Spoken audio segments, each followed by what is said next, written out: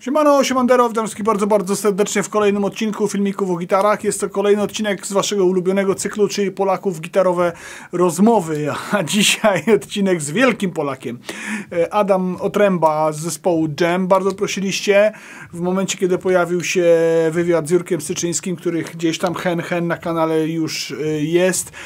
No to wiele komentarzy było takich: nagraj z Adamem, bo bez Adama nie ma Jamu. Czemu? Bo nie ma Jamu. Słuchajcie, no generalnie nagrałem. Udało mi się. Bardzo dziękuję Ziemniakowi, fan klub Jamu, za to, że Skazani na Bluesa, za to, że generalnie mogłem to zrobić, bo to dzięki niemu właśnie. Bardzo dziękuję wszystkim, którzy mi w tym bardzo pomogli, czyli oczywiście Leszkowi Martynkowi, który jest menadżerem Jamu i no wszystko to ładnie zorganizował. Bardzo również pozdrawiam Jurka Syczyńskiego, który jak wysiadł z samochodu w Pabianicach, jak czekałem na nich pod hotelem, to mnie poznał, a było to dla mnie nie lada, że tak powiem, miłe, że taka osoba właśnie wiedziała i pamiętała o tym, wiecie, no, że ja istnieję w ogóle. To jest niesamowita nobilitacja. Zapraszam oczywiście wszystkich do wspierania kanału, bo seria Polaków gitarowe rozmowy i ten kanał i w ogóle wszystko, co się tutaj dzieje, co wy sobie oglądacie, rozwija się dzięki wam, więc dziękuję również patronom za wspieranie. Zapraszam do tego wspierania. Czytajcie linki w opisie filmu i już wywiad z Adamem. Mam nadzieję, że się będzie podobał. No powiem wam, że też fajna kopalnia wiedzy. Dzień dobry. Dzień dobry. Cześć. Adam Otręba. Ksanto. Filmiki o gitarach. Polaków gitarowe rozmowy. Więc porozmawiamy sobie dzisiaj o tym, skąd gitara wzięła się w twoim życiu, co dla ciebie znaczy, gdzie cię poniosła. No czy wszyscy wiedzą, gdzie cię poniosła, no bo jesteś gitarzystą jednego z najbardziej znanych i chyba najdłużej w tym momencie jednego z najdłużej działających zespołów w Polsce, tak bezustannie, prawda? No tak się zdarzyło, tak to akurat się rozwinęło, ale jak się zaczęło, no mi się dokładnie. wydaje, że jak zwykle to są przypadki, że brat kupił najstarszy jeszcze, który już nie żyje od dawna. Dwóch braci starszych, 12 i 10, starszy potem no, rok starszy i ja najmłodszy. Najstarszy Franek kupił gitarę i myśmy tak zaczęli na niej grać.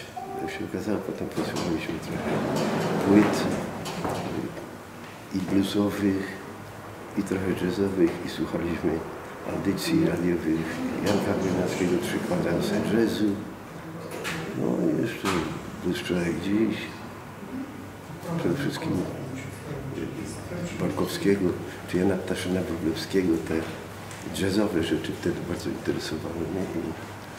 I tak akurat na gitarze człowiek zaczął coś szkubać. Ale dobra, bo no nie jest tajemnicą, że jesteś człowiekiem, który ma w tym momencie 70 prawie 1 lat, więc to już jest kawał czasu, więc o jakich czasach tak naprawdę mówimy? Ile miałeś lat? 10, 15? To jest mniej więcej ten wiek, kiedy się zaczyna. 16 lat.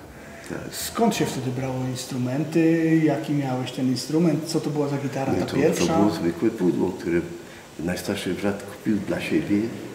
Oczywiście trochę pograł tam takie ogniskowe rzeczy, a myśmy z bratem się do tej gitarki dobrali. To było zwykłe pudło polskie, kupione w sklepie po prostu ze strunami twardymi, jakby to były jakieś druty kolczaste, że zawsze były blazy na palcach, ale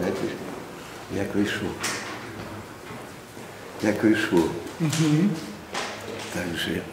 A ktoś cię uczył tego, czy to jest tylko tak, że słuchałeś tych nagrań, no nie wiem, bo to pewnie był jakiś tam John Mayer, tak, Eric Clapton, pewnie jakiś Hendrix. Alexis Korner zaczął się, ale oczywiście i widać i Rolling Stonesi, potem jak się to pokazało. Był ktoś, kto cię tego nauczył, czy sam to wszystko musiałeś? Myśmy sami chłonęli, ewentualnie potem poszedłem trochę do szkółki muzycznej, żeby coś tam, ale ćwiczyłem trochę taregi, klasyki na gitarze, ale miałem jednak tą rękę ustawioną tak, nie tak jak w klasyce potrzeba.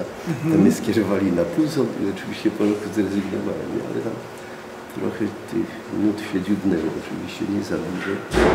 Tyle, co był potrzebny na samym początku grania, żeby się trochę rozeznać, ktoś tam akordy rozpisał, pociągnął, ale jesteśmy samoukami. Samoukami. I to trzeba podkreślić, że jednak samoucy. No to jest, wiesz, tym bardziej, znaczy ja się domyślałem, że to tak było, no bo w tamtych czasach podejrzewam, że nie było, byliście pionierami totalnymi odkrywania tej muzyki, bo ta muzyka wtedy przyszła do Polski, tak? No właśnie. Więc też nie było kogoś, kto by mógł was nauczyć grać blues i jazz, bo... No tak. A wiedzieliśmy, że w szkole uczą raczej czego innego. Nie wolno się było za te gatunki łapać, bo to było jakby... Zakazane. Dla tych, którzy akurat chodzą do szkółki muzycznej, było zakazane. Byliśmy mieli już tego świadomość, ale chcieliśmy się trochę nauczyć. Oczywiście szybko nauka wypietrzała z głowy i braliśmy się po prostu za instrument i ze słuchu. Wszystko się opracowywało, także to szło tak. I od samego początku... Powolutku do Od samego początku cały czas z bratem? Tak, oczywiście. Kłócicie się?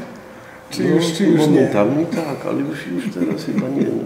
Za młodu to wiadomo, że zawsze jak byłem najmłodszy, to różnie to bywa z najmłodszym. To nie tak jakby... A pamiętasz swoją... Opiekuńczość, tu jednak poblacy. Ja, ten rok różnicy, no tak akurat nie jest też to nie jest taka duża różnica tak naprawdę, nie? Pamiętasz swoją pierwszą elektryczną gitarę, jaką posiadałeś? Co to mogło być? To była Jolana Grecjoty. No to już na tamte czasy bardzo poważny instrument. Grał, ale najpierw na płytę, potem, ale to była gitara od kolegi pożyczona, Józef Adamiec, który miał dużo płyt właśnie i jugotonki i już trochę rock'n'rolla też miał, a audycje radiowe to była zupełnie inna rzeczywistość. On miał trochę płyt z Jugosławii wtedy jest sprowadzany, bo to był taki kraj, który już produkował trochę rock'n'rollowych albumów. Także z kolegów przychodzi. Czyli ta pożyczona Jolana. Pożyczona oczywiście, ale pożyczona na dość długi okres czasu. On grał trochę na basie i grał krótko. Józef Adamiec z nami na basie w pierwszym składzie dżemu nawet. Chociaż to jeszcze nie nazywało się dżem. Także myśmy byli kumplami z podstawówki.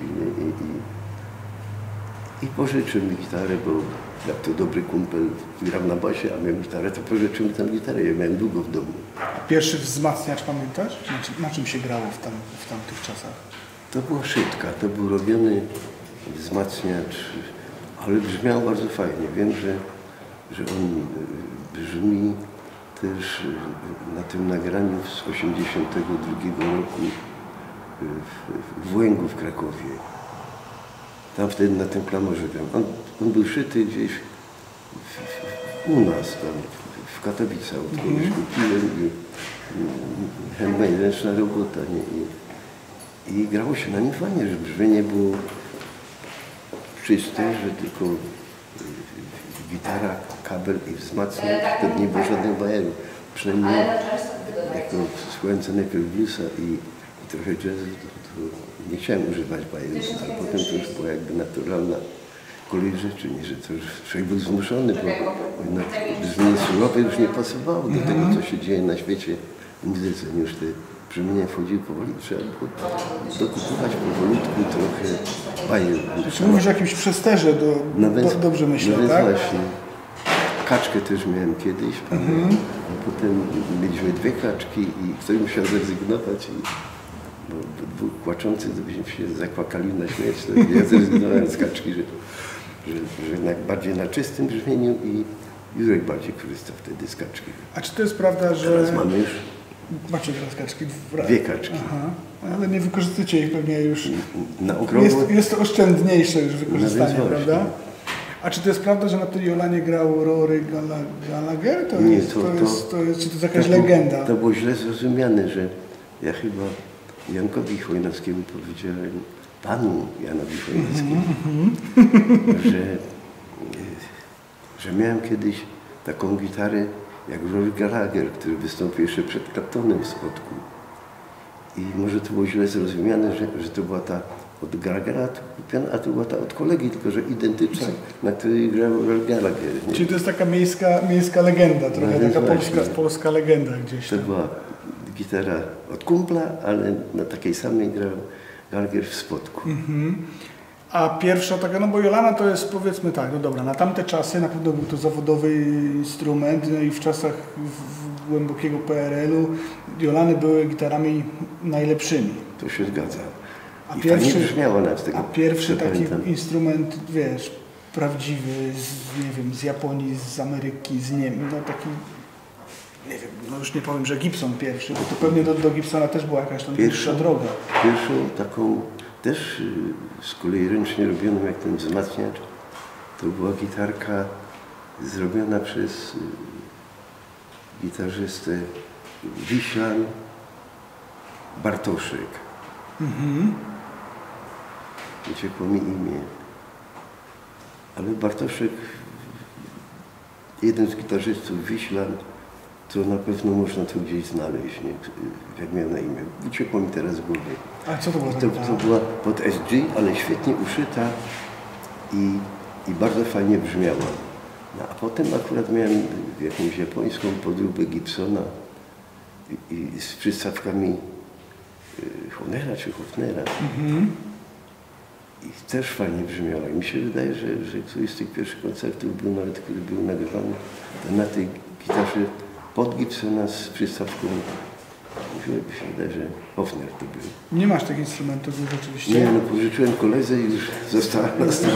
Jak już zacząłem się zrobił lepszy. A pierwszy Gibson? No bo to jest kojarzone generalnie, no tam gdzieś tam przez twoje ręce przewijają się jakieś straty gdzieś tam, ale jednak biały custom, bo to jest taka twoja... Teraz to mam od Andrzeja Nowaka odkupiłem, nie? Że potem chciałem odkupić z powrotem, to trochę ją przerobiłem jakoś.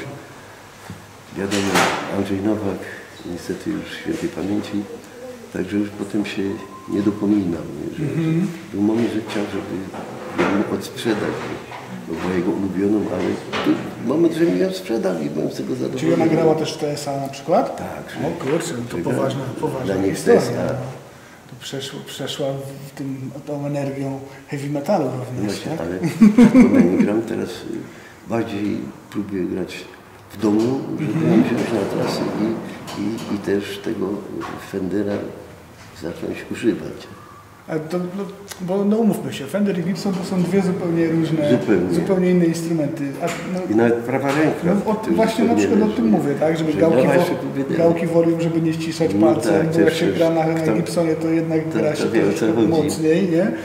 Długo ci zajęło przestawienie się z jednej na drugą? Znaczy na tym Fenderze gram rzadko, tylko teraz zaczynam częściej, żeby jednak zróżnicować brzmienie, żeby nie mieć takiego samego brzmienia jak Jurek, bo dwóch gitarzystów o tym samym brzmieniu to by było trochę bez sensu. Chociaż nie do końca, ale żeby trochę brzmieć inaczej. Nie? I teraz chcę ewentualnie wprowadzić znowu na stare lata do grania na scenie, żeby trochę urozmaicić brzmienie. Bo Jurek też ma i Fendery, i Gibson, Jurek tego ma bardzo dużo. No właśnie, ty nie jesteś chyba takim sprzętowcem, nie? Tak jak Jurek. Gitar jest ze 14, nie? Że masz 14 gitar? Łącznie wszystkich, nie? Z Wyszkim elektropudłem od Grzegorz Kolasiński robił takie fajne gitary i ma od niego jak George Benson grywa, takie pudło typowo o krótkim brzmieniu, prawie że jazzowy, że Grzegorz Kapałka chciał odkupić kiedyś ode mnie, nie? Ale tak się do niej przyzwyczaiłem, że nie odsprzedałem Grzegorzowi, który akurat w jazzie bardziej siedzi niż ja. Także jest trochę tych gitar, tylko wiesz, używa się przeważnie 2, ewentualnie 3 się wozi na koncerty, a reszta gdzieś tam w domu, w klubie sobie leżą. Jest nawet też Ibanez Artist, którego ma Jurek, ale też nieużywany, bo trochę przeważał gryf, leciał w dół, nie? Że trzeba go było podtrzymywać w trakcie grania. A jak wchodzicie do studia, to bierzesz wszystkie te instrumenty, czy raczej już wiesz, którą wybierzesz, bo będzie miało odpowiednie brzmienie do tego nagrania, które robicie? 3, żeby ewentualnie tam jak potrzebne są inne brzmienia, żeby trochę urozmaicić, żeby nie były wspólne brzmienia, żeby trochę jednak te brzmienia się różniły jednego i drugiego gitarzysty. Jesteś taką osobą, która troszeczkę stoi w cieniu Jurka. Ale też już złamałem nogę i ostatnio trochę kuleję, także się tam nie pcham za ale nie, nigdy chyba nie byłeś taką osobą, no bo wiesz, zgadza się. To jest tak, jak się myśli dżem, no to o Jurek Syczyński, to ten gitarzysta, nie? Kwestia charakteru. Bez ciebie tego dżemu by, no mówmy się, nie było takiego, jakim jest. Byłby inny, nie? Twoje partie rytmiczne są wyjątkowymi partiami rytmicznymi i nie będę ukrywał też, że widzowie mi mówili, jak zrobiłem wywiad z Jurkiem, zrób z Adamem, bo to Adam tak naprawdę gra solówki. I rzeczywiście przyznaję, że jak byłem na waszym koncercie wtedy, kiedy robiłem wywiad z Jurkiem, no to był to taki moment, że ja też raczej myślałem, że to wiesz, Jurek jest solówkowy. No i jak ty wyszedłeś na te kilka solówek, to stwierdziłem, o kurczę, tutaj się dzieją jeszcze fajniejsze rzeczy tak naprawdę, tylko nikt o tym tak głośno nie krzyczy. Dlaczego taki wybór, że wiesz, że jesteś trochę gdzieś tam z tyłu? Dlaczego jesteś rytmicznym gitarzystą jednak bardziej? Skąd te wybory się wzięły? To się jakoś ułożyło naturalnie, bo na przykład w tym 1982 roku na tych robionych jeszcze klamorach, nie, czy gitarze nawet, to tam akurat prawie graliśmy wtedy bez Jurka, bo tam była taka sytuacja, no, trudno sobie przypomnieć, o co tam dokładnie chodziło, nie? I tam prawie większość partii ja grałem gitarowy. W sumie wszystkie, nie było Jurek tylko Słodkiej bodajże. A tak się robiło, żeby akurat tam za pieniędzmi na saksy do Wojty, potem Bagdadu. Z Zbyszkiem Jaremką, różnymi muzykami. Paweł Dąbrowski, Byłbek, tam Jarek Dobrzyński, który tam aranżował Voxą i też sporo utworów napisał, nawet Andrzejowi założył. A to graliście gdzieś na zachodzie jakieś takie bardziej dżobiarskie rzeczy, nazwijmy to? To były po prostu, no była autorka taka, ale z fajnymi muzykami w Kuwejcie i w Bagdadzie. Kuwejcie i w Bagdadzie. Na Bliskim Wschodzie, że... No to też piękne doświadczenia na tamte czasy, taka egzotyka. No to I było gdzieś 1,5 roku i w tym czasie Jurek, że tak powiem, zaczął grać pierwsze skrzypce i ja już wróciłem wtedy na drugie. A i stąd się to wzięło, w tego powrocie. A jak graliście z Nalepą? No, z Tatkiem grało się bardzo fajnie, to był przede wszystkim człowiek rewelacyjny i dowcipny i wiesz, no, i świetny blues, no, że byśmy się na bluesach Tatka wychowali. Z Kosakiewiczem nagrał płytę, to była rewelacja właśnie blues. Także to są piękne czasy, bo Tadek Nalepa to postać niepodważalna. No tak, ojciec polskiego rocka, jak chyba najbardziej bluesa i rocka. Ćwiczysz jeszcze na gitarze? No pewnie, właśnie na tym Fenderze od Andrzeja Nowaka, żeby... A, to Fender jest od Andrzeja Nowaka. To jest ten Fender. To jest ten biały Gibson jest od Andrzeja. Nie, to Fender Andrzeja Nowaka. Wiesz, może mi się wydaje, że cały czas tak mówiłem, tylko kwestia, tu dużo ludzi chodzi, to rozprasza mnie tak samo, dlatego sorry, że coś nie wiedzie, ale ciągle ktoś przychodzi.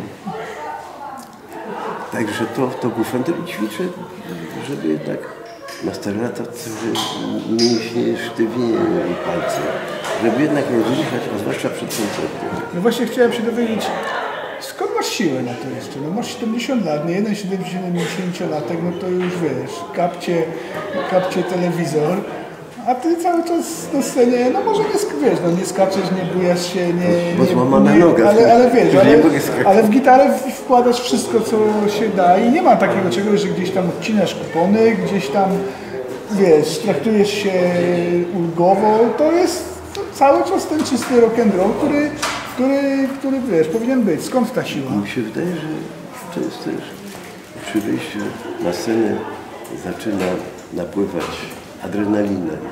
Że przed sceną i przed koncertem, tak jak teraz na przykład jesteśmy przed graniem, jest lekkie zdenerwowanie. Cały czas to odczuwasz? No oczywiście, to jest coś takiego, co siedzi w człowieku, może przez charakter taki. Kiedyś usłyszałem coś fajnego i to od Gonza, że można być, jak się występuje na scenie, obecnie czy aktor, można być skromnym, ale nie wolno być nieśmiałym. To się po prostu jakby nie zgadza, nie, że scena i nieśmiałość. No.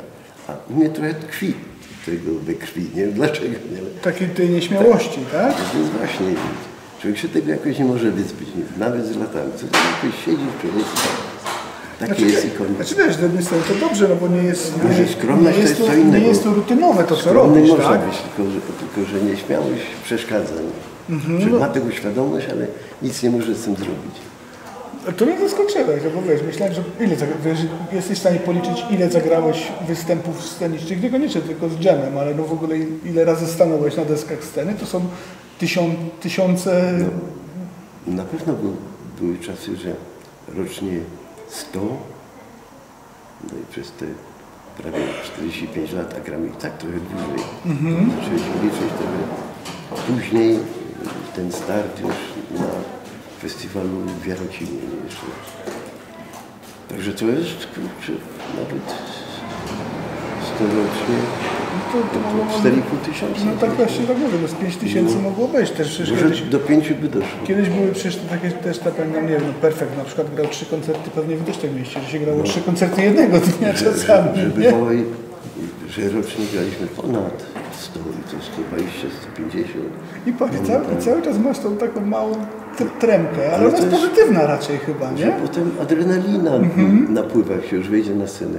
Napłynie adrenalina i jakby za dotknięciem czarodziejskiej różdżki trema mija. Ale numer, to jest ten moment. To jest niezłe. Cały czas jesteś wierny. Ale to jest to tkwi w charakterze człowieka, że jest jaki jest i tego nie zmieni. Cały czas jesteś wierny 800? Tak. I to jest cały czas ta sama 800? Z Jurkiem kupiliśmy mnóstwo lat temu, już nawet nie pamiętam w którym roku, ale jeszcze Marcin Jakobson wtedy był z nami, pamiętam, jako menadżer. I z Jurkiem kupiliśmy 2 i Jurek też ją trzyma. Myślę, że ją ma cały czas. No i, bo tam Jurek zmienia piece. Nie? No tak. Żongluje piecami, a jeden na tej 800, ale jest oręż w domu też, nie? Ale pieców nie ma za dużo, były szyte piece, nie? Że co potem porozdawało się, czy popożyczało kolegom, jakoś tam gdzieś są. Nie? A gonisz trochę za nowinkami sprzętowymi? Jesteś, że tak powiem, nie wiem, jak na przykład mówisz, że sobie ćwiczysz w domu, to interesujesz się tematem grania przez komputer, tych wszystkich cyfrowych rzeczy? Dopiero mam zamiar w to wchodzić, bo już dzieci są w tym wieku 21, 23, że mi trochę pomogą w tych nowinkach. A ja raczej tradycjonalista, nie, że na początku tylko wzmacniać kabel gitara, czy gitar, kabel wzmacniacz i tak to się zaczynało, nie, że ciężko mi się było zbratać z nowinkami, nie, że tak powolutku to zacząłem, że tak powiem, akceptować. No bo wiesz, bo teraz to jest tak naprawdę nowy rozdział grania na gitarze. Te technologie poszły tak bardzo do przodu i wcale już nie są takie złe, jak były na początku lat 90., kiedy się to wszystko zaczynało, wiesz, jak były 20 lat temu i no jest nawet takim purystom typu kabel, gitara, wzmacniacz, to może się zacząć podobać, nie będę ukrywał, bo ja też jestem raczej z tych kablowych. Bo już strasznie do przodu to poszło, nie, że... Ale jest coraz lepiej. No, w sensie takim, że to już naprawdę zaczyna, wiesz, grać, nie? Nowy kapel i jest tego bardzo dużo, nie? Bo wiadomo, że kiedyś można było wszystkie kapele wymienić na pamięć, wszystkie składy tych kapel, nie jakie utwory grają. Teraz się to trochę pozapomniało, a teraz jest taki natłok muzyki, że żeby to ogarnąć, to trzeba mieć trochę większą głowę niż się ma. Czyli nie odrzucasz nowych technologii w graniu na gitarze elektrycznej? Lubię słuchać, nie, że puszczam sobie te programy muzyczne, które są w telewizorze, nie, tam w tych Wi-Fi czy tak dalej. W internecie w sensie, w internecie. Tak? Także słucha się na okrągło, co tam się dzieje w młodej muzyce, że tak powiem. Śledzimy to, człowiek to lubi oglądać, bo to jest i fajne, i zupełnie nie takie siermiężne jak kiedyś, chociaż kurde, jak się posłucha z kolei starych wykonawców, to aż serce nie uśmiechniesz, to jednak człowiek na tym się wychował i wtedy był trochę młodszy niż teraz. To chyba też trochę tak jest, że ta młodość ma w to, że byłeś młody i wiesz, i trochę inaczej człowiek patrzył na świat i że wtedy się trochę więcej emocjonalnie pewnie działo, że wiadomo, że takie rzeczy się uspokaja, to też trochę jest inaczej. A na przykład emocje ciągle budują. No nie, no to nawet w trakcie rozmowy. Ludzie przechodzą. No widzę właśnie, że ty jesteś takim człowiekiem bardzo, wiesz, chłonnym i wrażliwym chyba bardzo człowiekiem, prawda? No, chyba trafiłeś. To jest chyba potrzebne do grania bluesa, nie? Bo blues to jest taka muzyka, wrażliwość chyba jest potrzebna w tym wszystkim. Wiem, że kiedyś właśnie się interesowaliśmy jazzem nawet, nie? I kto wie, jakbyśmy poszli w tym kierunku, może bylibyśmy zupełnie gdzie indziej, ale jednak spotkanie z Ryśkiem spowodowało, że jednak trzeba iść w tym kierunku. A trochę mnie płód byście sprzedawali. No to jest pewne. To ja kupiłem tą płytę. Ile to jest kawałów? Każdy, kto się zorientuje. O jazzmenach jest trochę kawałów, nie? Tak. Jakbyś wspomniał pracę w studiach w latach 80. przy nagrywaniu pierwszych płyt i pracę w studio nagraniowym obecnie, to jakbyś mógł to porównać? Jak nagrywacie teraz? Nagrywacie cały czas według tych wszystkich starych schematów, taśma, się kręci, sztuder, 8-16 ścieżek, czy wykorzystujecie te wszystkie nowe rzeczy? Już też, no bo to zależy, które studio ostatnio trochę rzadko nagrywamy. I tu zobaczymy, jak teraz ewentualnie z tymi nowymi numerami, które tak trochę są, trochę jeszcze trzeba przy nich porobić, popracować. Zobaczymy, jakie teraz ewentualnie pójdą kroki, jakie studio, czy nowocześniejsze, czy macie starszych sytuacji. To przed nami. Przed to wami. nie wiadomo jeszcze. Czy jest jeszcze jakaś gitara, którą byś chciał mieć, a której nie masz i o której marzysz? Mi się wydaje, że mam wystarczająco, nie, żeby przekazać to, co się czuje na gitarze, nie? Bo potem za dużo, chyba że jakiś egzemplarz, no nie wiem, to zrobione na przykład typowo dla mnie, to już do dłoni przystosowane gry, że gdyby takie coś było, jakieś znane firmy, to jak najbardziej, ale na razie jestem z tego, co mam, zadowolony. Czyli nie szukasz nowego sprzętu, a nie wiem, na przykład któryś z swoich kolegów, znany muzyk, ma instrument, który byś, wiesz, no tak jak na przykład Jurek bardzo by chciał odkupić od Kobry jednego Gibsona, którego Kobra mu nigdy nie sprzeda. Czy wiesz, czy szukacz, a ty nie jesteś całkowicie szukacz. No, też szukam, ale w takim mniejszym kręgu, nie? Że też się mniej poruszam, nie? Że jestem trochę domator mimo wszystko, chociaż w tym domu nie zbijam bąków, tylko też zajmuję się tymi sprawami domowymi i też ćwiczeniem, tam rozeznaniem, odpoczynkiem, ale nie krążę tak. Jest, lubi większe tereny, większą przestrzeń. Mi wystarcza to, co się dzieje wokoło. Przesłanie do młodych, bądź nie tylko młodych ludzi rozpoczynających przygodę z muzyką, proszę. Ja myślę, robić to, co się lubi, nie, że i dążyć do tego wszystkimi siłami, żeby się zrealizować, żeby się realizować. Nawet jak ktoś ma jakiś charakter taki bardziej wycofany, to trzeba wyjść z kąta i przejść do przodu, mimo wszystko. No i pracować nad sobą, żeby dążyć do tego, żeby to szło do przodu i wzwyż. Dobra, poczekaj, skoro pracować nad sobą i mówisz, że cały czas ćwiczysz, co ćwiczysz? No, Podpatrujesz cały czas innych gitarzystów? różne rzeczy. Korzystasz z innych gatunków muzycznych? No, jasne, że tych wszystkich bajów satyjanych to wiadomo, nie? Ale nie wiem, czy to się tak czyta ostatnio Gucigowo, że tak świetnie gra, że kurczę, aż głowa mała. Nie, że zainspirował, bo człowiek jest zupełnie innym gitarzystą, nie? Ale spowodował, że mi szczęka opadła i kurde, głowa trochę rozbolała. Albo na masa? No, bo na masa to już jest kiedyś... Bo to już bliżej prawdziwej tradycji zazdrościli, oldschoolowej, że to, co oni kiedyś grali, gra szybciej, sprawniej i dokładniej. No, bo na masa to jest tytan pracy, mi się wydaje. No, ale i zdolności też robią swoje.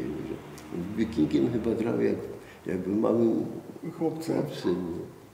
Czyli w ogóle... Także on już na scenie siedzi od dawna i jak już miał przyjemność z Wikingiem, to wiadomo, że bluesmenów lubi i od bluesmenów pobrał wszystkie dźwięki i takie przez siebie przemielił, że teraz to jest super, co gra. To wiadomo, trzeba by wszystkich wymieniać, bo gitarzystów jest coraz mnóstwo po prostu. Ale tak, co teraz on będzie gował, coś zapadł w pamięć, nie?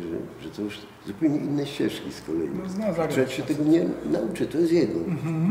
Ale wzbudza podziw. Zresztą też nawet chyba nauczenie się tego to nie ma żadnego tak naprawdę sensu, no bo po co kogoś kopiować? Można zrobić tak jak powiedziałeś, czyli coś tam gdzieś zaczerpnąć i wymieszać to z czymś innym i zrobić to po swojemu, bo chyba na tym tak naprawdę też polega improwizacja bluesowa, nie? Że to czerpie się z każdego i przekształca się to w swój tygielek, prawda? No, że to jest, jak się człowiek wychowuje w lesie, to wtedy gra dźwięki lasu, nie? Że, dobre, ładne. Że to wtedy otoczenie wpływa na ciebie cały czas. Nie? O tym nie wiesz, nie? To ma ciągle wpływ. Co słyszysz, z kim rozmawiasz, to ciągle wpływa na człowieka.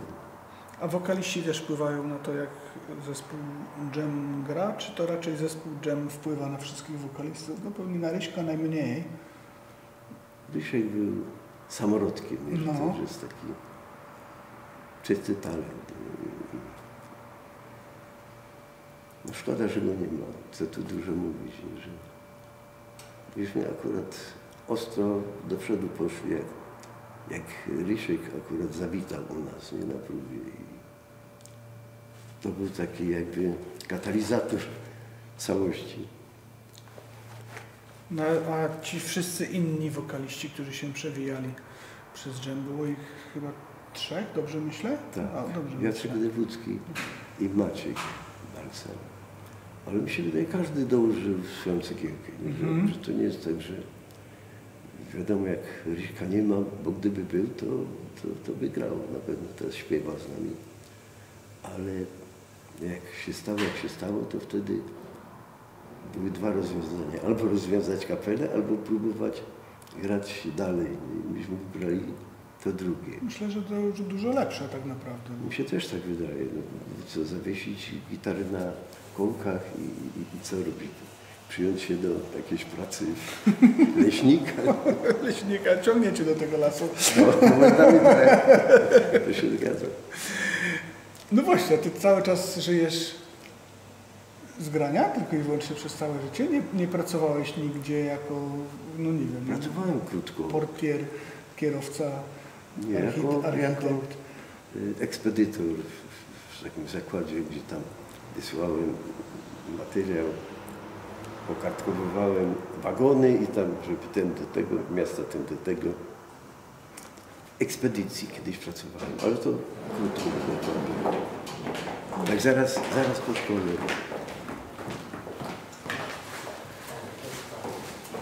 No tak właśnie myślałem, że on przyjdzie i pokaże ten znaczek. Ostatnie pytanie. Czas go mija. Ostatnie pytanie, zupełnie nie gitarowe, zupełnie wytrącające każdego na końcu z równowagi, więc usiądź mocno.